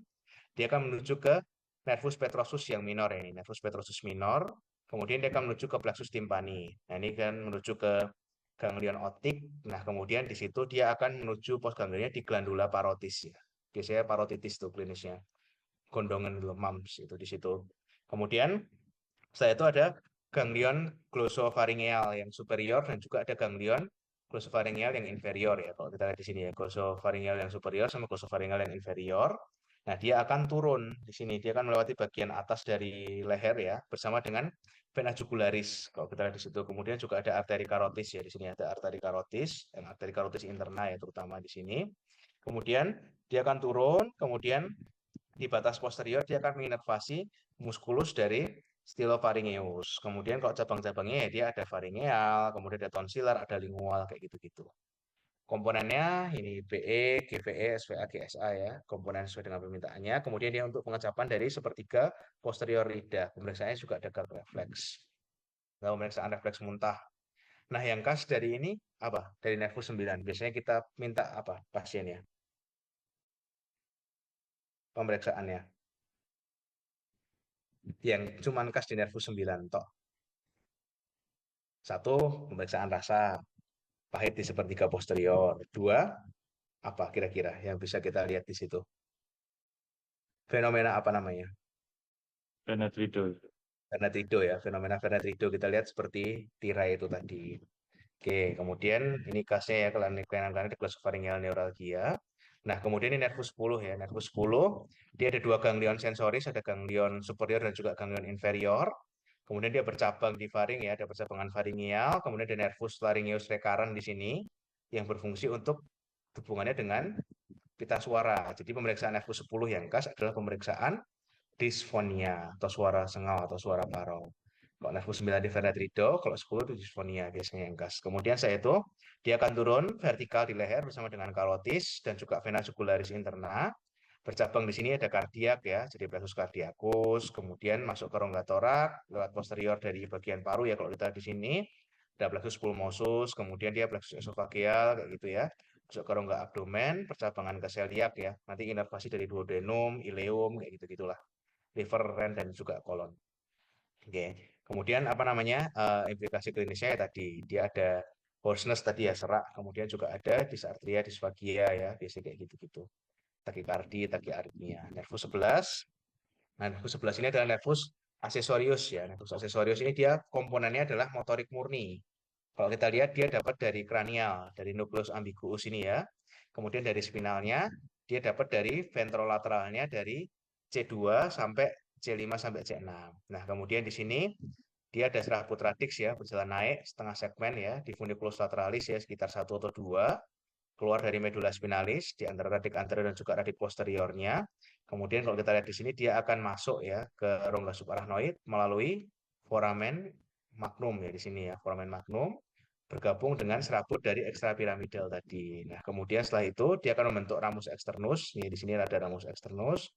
Kemudian berjalan dengan pars cranialisnya dari nervus 11 ya, dari pars cranialis dari nervus 11 keluar dari foramen jugulare menuju ke regio leher bersama dengan serabut efferentnya dari tadi C2 sampai C4 tadi. Kemudian dia akan menervasi musculus sternocleidomastoid dan juga ada musculus trapezius. Ini pemeriksaan fisiknya juga dipraktekin ya, karena kalau misalkan nggak dipraktekin tuh lucu. Nanti bisa jadi kayak orang mau nyekek itu loh. Kalau misalkan lagi dipraktekin di depan, nanti lucu kalau misalkan kan nggak belajar dulu. Jadi praktekin dulu antara pemeriksaan sternocleidomastoid dan juga stylomastoid sternocleidomastoideus dan juga trapezius. Oke. Komponennya ini ya jelas dia ada winging scapulae biasanya kalau misalkan lesi ya karena hubungannya dengan sternocleido dan juga trapezius. Nah, kemudian satu lagi nervus 12 ini yang khas. Nervus 12 ini juga motorik murni ya. Nah, dia yang perlu kita garis bawahi di sini. Jadi Dia ini membawa impuls aferen itu dari korteks cerebri kontralateral dan ipsilateral. Kemudian dia menuju ke traktus kortikonuklear atau kortikobulbar tadi, kemudian ke kapsula interna, kemudian sampai di nukleus nervus 12. Kemudian dia akan keluar dari kanalis hipoglossus, kemudian dia akan menginervasi atau tidak. Ada musculus genioglossus, ada musculus hipoglossus, ada musculus styloglossus, kayak gitu-gitu ya. Kemudian dia juga berjalan di regio bawah dari cervical ya, di regio cervical, di antara vena jugularis dan juga di antara si arteri karotis ya. Kemudian dia bersama dengan, kalau kita lihat di sini dari 3 segmen cervical pertama ya, dari C1, C2, C3 kayak gitu-gitu. Kemudian disebut sebagai suatu ansa cervicalis atau ansa hipoglossus yang akan menginervasi otot-otot dari hyoid, yaitu ada otot tiroid, tirohyoid, kemudian ada otot apa ini sternothyroid, kemudian ada omohyoid kayak gitu. Nah, yang paling penting semuanya itu dia mendapatkan inervasi dari bilateral kecuali musculus genioglossus. Inilah yang menjadi alasan kenapa nervus 7 dan 12. Tadi kalau nervus 7 kan sudah kita bahas. Nervus 12 juga diperiksa pada pasien-pasien stroke. Karena semuanya dapat dari bilateral kecuali si genioglossus. Yang mana genioglossus ini adalah muskulus yang paling besar. Dia cuma dapat dari kontralateralnya saja. Itu ya. Jadi ini akan ditanya pasti kalau misalkan ujian nanti. Oke, kemudian ini penelusurannya, pengamatannya atrofi atau tidak, kemudian dia fasikulasi atau tidak kayak gitu. Ini tadi perjalanannya, bisa teman-teman pelajari lagi, nanti siapa tahu ditanya. Kalau pas lagi ujian ini tempat-tempat keluarnya ya. Tadi yang saya jelasin tadi ada foramen rotundum, foramen oval dan sebagainya tadi. Oke. Sampai di sini ada yang mau ditanyakan dulu terkait dengan apa yang sudah kita pelajari.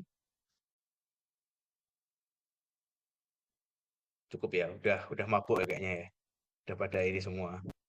Ada yang masih ini nggak? Masih apa namanya? Masih nyambung nggak kira-kira? Halo? Izin dipelajari, Pak. Masih belajar ya. Nggak apa sih proses juga. Saya juga nggak hafal semua. Kadang-kadang ya kalau pas kayak gini makanya sambil inget-inget sih. Tapi teman-teman yang lain gimana? Masih gabung? Masih, Masih Pak. ya? Masih, Pak. Ya, Iya, oke. Pak. Ya ini yang apa namanya yang ascending track kemarin udah kita pelajari ya. Yang status ascending, status descending udah kita pelajari kemarin. Ini secara singkat aja yang sisa-sisa lainnya ya. Jadi apa namanya? Di sistem saraf sensorik ya ada organ-organ reseptor, ada yang ujung saraf bebas, kalau yang Merkel buat yang taktil, kemudian ada yang Waterpass ini untuk yang getar, kalau Krause itu cold gitu ya. Kalau Krause itu cold jadi buat dingin, roof ini itu roof atap gitu ya, jadi panas. Kalau saya ingat-ingatnya gitu biasanya. Itu apa namanya? Reseptornya. Kemudian ini macam-macam dari apa namanya dari perjalanannya ya. Jadi dari apa namanya dari radix, kemudian masuk ke plexus, sampai akhirnya sudah terlihat dari dermatomnya.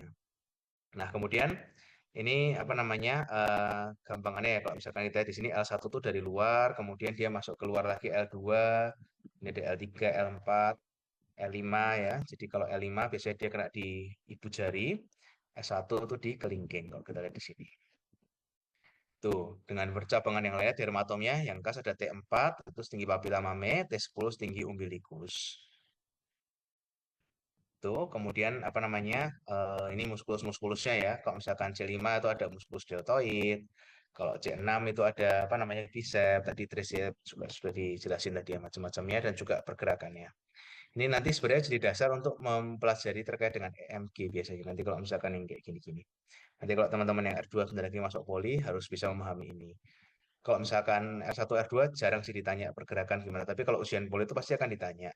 Setinggi ini, ototnya kayak gini, gerakannya seperti apa, dokter, gitu. Jadi nanti pelan-pelan dipelajari.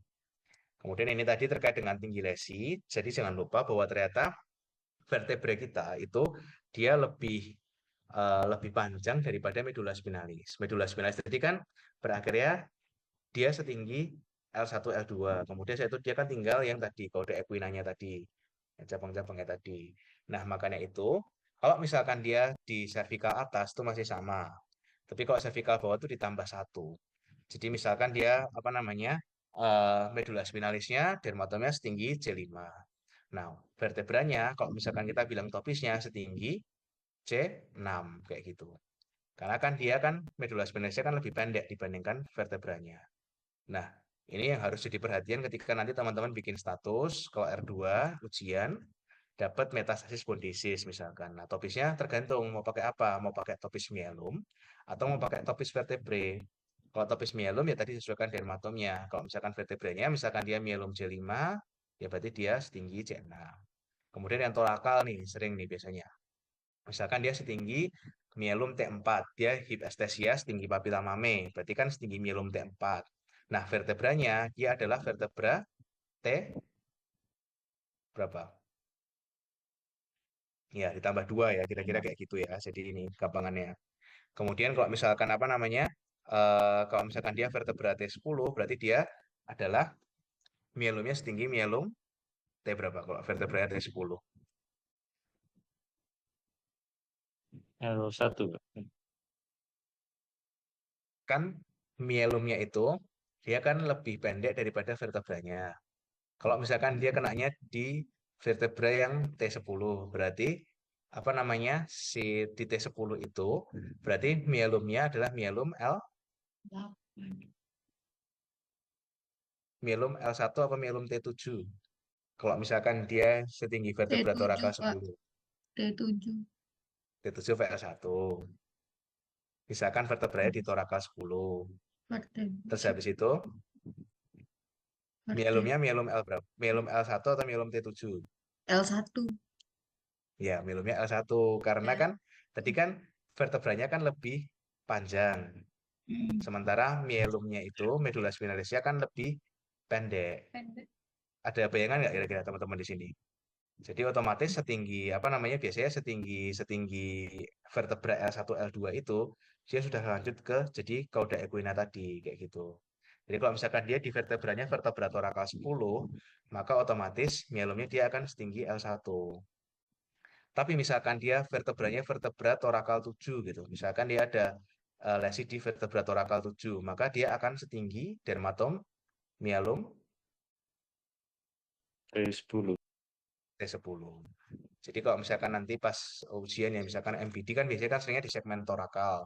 Misalkan kita ketemu di torakal 10, berarti dia setinggi umbilikus, berarti seharusnya MRI-nya, lesinya ada di vertebra torakal 7, kayak gitu.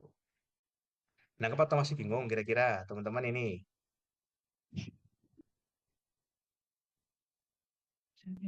Jelas? Jelas, Pak. Gimana Mbak? Mbak En gimana?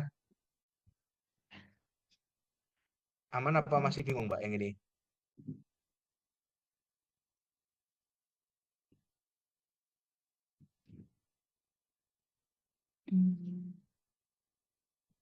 Gimana? Sorry nggak kedengeran nih? Udah jelas ya? Teman-teman yang R1 udah jelas belum? Kalau yang teman-teman R2 aku rasa udah ini ya, udah paham ya. Teman-teman yang R1 udah jelas kan yang ini tadi?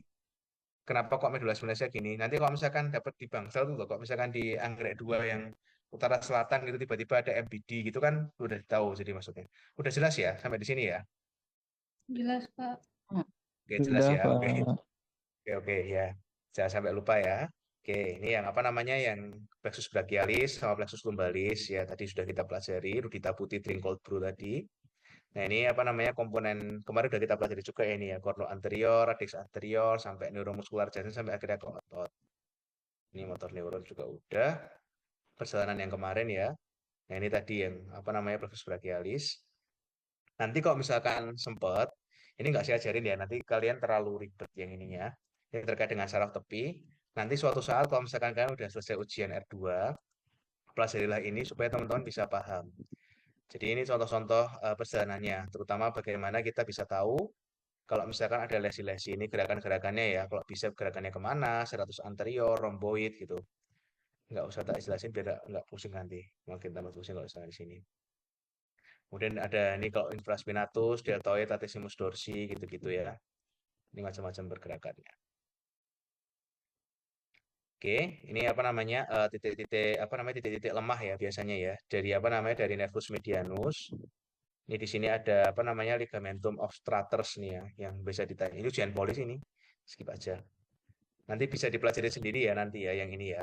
Atau nanti kapan kalau misalkan udah, kayaknya saya udah lulus kok kalian ujian mau ujian poli. Oke, Nanti dipelajari bisa buat bahan ujian poli lah nanti ini gerakan-gerakannya ya. Ini gerakan ada abductor pollicis brevis, opponent pollicis gitu-gitu. Nah, kemudian ini ada cubital tunnel, ada guyon kanal tuh. Nanti kalau misalkan dapat apa namanya dapat pasien misalkan ada neuropati ulnaris gitu. Nah, itu di kanalis guyon dan ada di kanalis cubiti. Ini ada flexor carpi ulnaris. Nervus radialis yang sering jadi ujian ya, biasanya kena lesi di spiral groove ini.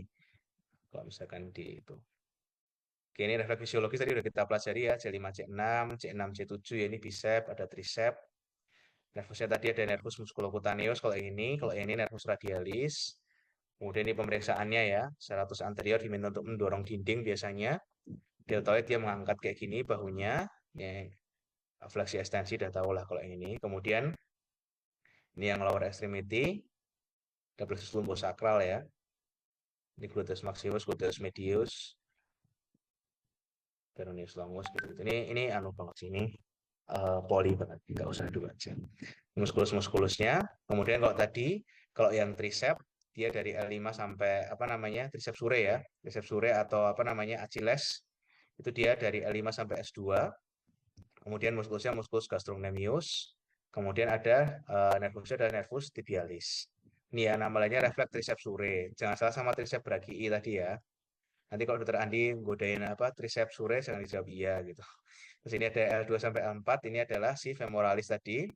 Muskulusnya quadriceps femoris, nervusnya adalah nervus femoralis. Ini pemeriksaannya.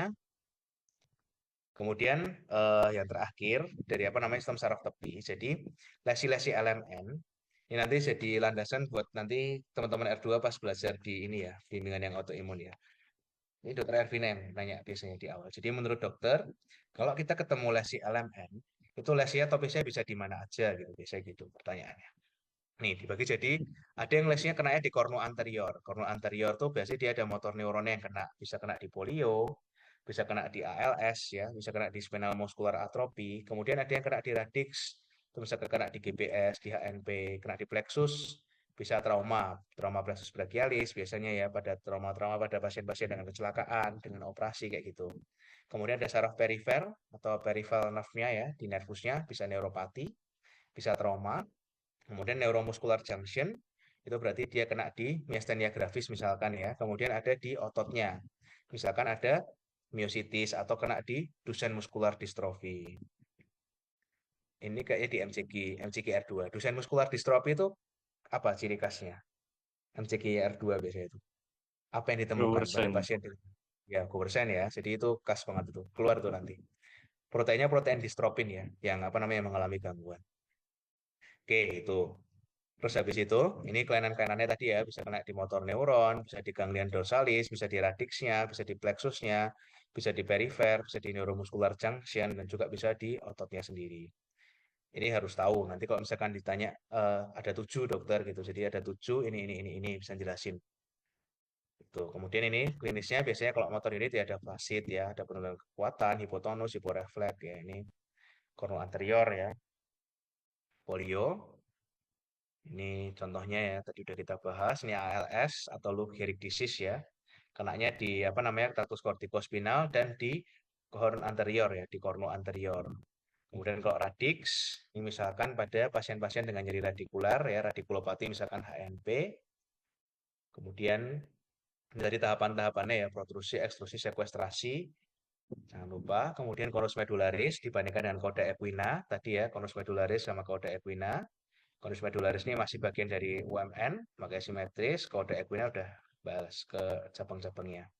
Nah ini, jadi ini tadi apa namanya teman-teman yang mungkin ya teman-teman R1 ya, kalau misalkan dia berakhirnya setinggi L1, L2 nih medula spinalis kalau kita lihat di sini di bawah ini udah jadi kode equina. Makanya tadi ada rumusnya tadi +1, +2, +3 tadi. Oke, ini perbedaannya. Tadi udah kita pelajari. Kalau konus medularis otomatis dia apa namanya ada saddle anestesia kayak gitu-gitu. Kalau kode equina dia akan hilang semua dari refleksnya. Ini perbedaannya tadi ya. Kalau misalkan apa namanya, kalau yang konus medularis biasanya dia simetris, kemudian hanya ankle-nya saja. Tapi kalau misalkan kode equina, baik ankle atau Achilles dan patelanya sama-sama hilang. Kemudian kalau kode equina asimetris biasanya, dan dia otomatis akan ada sensasi nyeri yang biasanya akan severe karena dia benar-benar cuma di radixia tadi, di cabang-cabangnya itu. Oke, kemudian kalau konus ya karena dia UMN pasti akan sudden, tiba-tiba akan timbul. Kemudian ada GBS ya, atau Guillain-Barré syndrome gitu ya. GBS ini yang nemukan berapa orang? Itu pertanyaan ujian dokter Ivan itu. Dokter Ivan nanya itu ada yang dapat kasus GBS terus ditanya. Jadi menurut dokter GBS itu yang menemukan berapa orang gitu. Ada 3 ya. Jos Tiga ya. Jian sama aku lupa siapa. Barre, Jian Barre Mas ya, Jian Barre syndrome.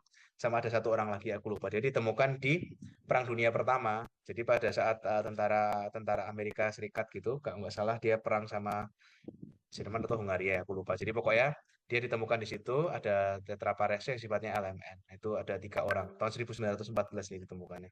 Guillain-Barré syndrome. Ini plexus brachialis tadi sudah kita pelajari, plexus lumbalis, reflexopati.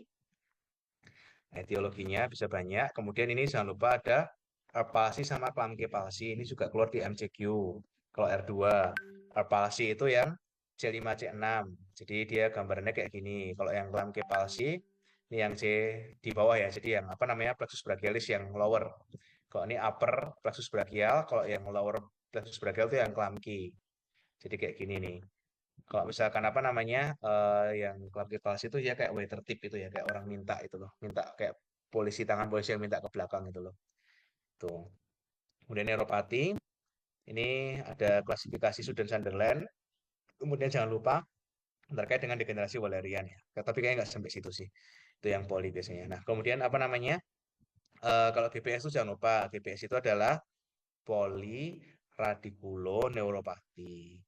Jadi apa namanya seperti CIDP yaitu chronic inflammatory demyelinating polyradiculoneuropati. Jadi nggak cuma kena di polineuropatinya, tapi juga kena di radixia juga gitu. Ini perbedaannya apa nanti kita bahas-bahas lagi bimbingan imunologi. Nah kemudian jangan lupa singkatannya dokter cuma ya.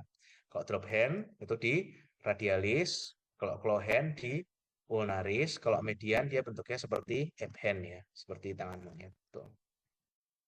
Ini pemeriksaan carpal tunnel syndrome ya, ada palen, ada tinel yang diketok, kemudian ada durkan yang ditekan ya, di pressure kayak gitu-gitu. Kemudian ada neuromuscular junction, itu contohnya tadi myasthenia gravis ya. Nah, biasanya ini pertanyaan dokter Mbak Arit ini untuk teman-teman L2 nanti.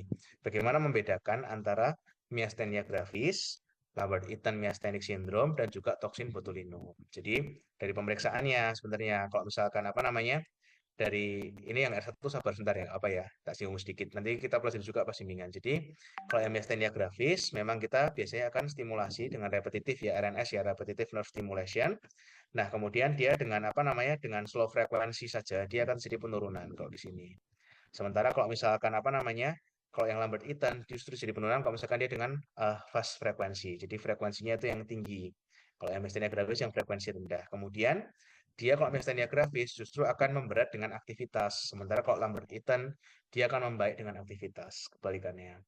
Nah, kemudian yang satu kenanya di Volgate calcium channelnya, yang satunya kena di neuromuscular junctionnya. Kayak gitu. Kemudian kalau Lambert-Eaton ini dia berhubungan dengan SCLCC, small cell lung cancer. Jadi sifatnya paraneoplastic syndrome biasanya dari situ. Kalau botulinum toksin, ya justru jelas pasti dia ada penyebabnya dulu. Misalkan dia makan makanan kaleng, kayak gitu-gitu dari anamnesisnya. Kemudian dari luka, kalau pada bayi dia mengkonsumsi madu yang mentah, kayak gitu. Kemudian dia akan arahnya dari descending, dari atas ke bawah. Kalau GBS kan dari bawah ke atas tuh. Ascending kan, kalau ini dia descending. Itu gejala-gejalanya. Oke, kemudian ini perbedaannya. Nah, ini nanti kalau misalkan kita ketemu pasien dengan weakness atau kelemahan, kita bisa membedakan antara dia general dan juga lokal. Kalau lokal, dia mungkin ada polineuropati atau motor neuron disease. Jadi tadi bisa teman-teman pelajari sendiri. Kalau general. Oke, udah. Udah 1,5 jam ya. Dan mabuk juga nanti kalau misalnya kita lanjutin lagi. Kita udah belajar sistem saraf pusat dan sistem saraf tepi ya. Jadi apa namanya, setidaknya anatominya teman-teman sudah punya dasarnya dulu. Ada yang mau ditanyakan dulu sampai di sini dari apa yang sudah kita pelajari mungkin sekitar 2 minggu ini ya dari sistem saraf pusat dan sistem saraf tepi sebagai landasan buat teman-teman nanti kalau ketemu pasien di bangsal kayak gitu-gitu. Ada yang mau ditanyakan sampai di sini? Enggak, cukup ya. Nanti kalau misalnya ada yang mau tanya, boleh PM saya. Kalau misalkan teman-teman bingung, nggak apa sih, nggak usah takut ya. Saya tuh sebenarnya gampang kok misalkan apa namanya, misalkan teman-teman ikut patron yang ada, nggak aneh-aneh gitu, aman-aman ayam-ayam aja gitu juga kita juga enak-enak aja gitu. Tapi kalau misalkan ya lucu-lucu gitu ya harus ditindaklanjuti gitu. Sebenarnya yang lucu-lucu itu yang menghabiskan waktu kita ya. Jadi kita harus ngurusin itu, meluruskan gitu. Jadi kalau misalkan kayak gitu, ya memang harus ditindaklanjuti dulu. Tapi kalau enggak ya kita belajar itu jadi lebih enak gitu. Sama-sama menjaga. Oke, kalau nggak ada, nanti kita ketemu lagi. Saya masih belum tahu ya, tergantung jadwal latihan band ya. Kalau misalkan saya nggak latihan band hari Selasa, ya nanti hari Selasa boleh. Kalau latihan band ya hari Rabu, nanti kita akan diskusi terkait neuroimaging dulu. Jadi nanti setelah apa namanya, setelah tadi basicnya anatomi udah dapat, nanti kita belajar neuroimaging sama-sama, CT scan, MRI, jadi nggak bingung kalau misalkan nanti baca PR1 maupun R2, terus habis itu baru nanti kita masuk ke materi klinis minggu depannya. Jadi pelan-pelan dari R2 dulu, kemudian nanti mungkin 2-3 materi, baru kita lanjut ke yang R1. ICH, gitu-gitu, SAH, gitu-gitu. Udah? Cukup ya? Kira-kira ya sampai di sini ya. Nanti kalau misalkan saya ada yang salah, saya juga tolong dikoreksi. Jadi nggak selamanya benar dan lebih baik saya dikoreksi langsung. Bilang aja ke saya nggak apa-apa daripada nanti kan ngasani gitu. Kayak apa yang dari Pak Erda salah gitu. Jadi lebih baik dikoreksi juga supaya saya juga bisa belajar kalau misalkan saya ada yang salah. Itu ya, untuk akhiri belajar kita sama-sama berdoa. Semoga apa yang kita belajar bermanfaat. Bisa lulus one shot semua nanti kalau ujian. Hmm, dan juga bisa ilmunya bermanfaat buat pasien-pasien kita. Berdoa dipersilahkan. Oke, ya, amin. Cukup gitu. Saya izin live ya. Terima kasih ya teman-teman semua ya. Terima kasih, Pak. Terima kasih banyak, Terima kasih, Pak. Pak. Oke, Makasih, Pak. istirahat. Ya.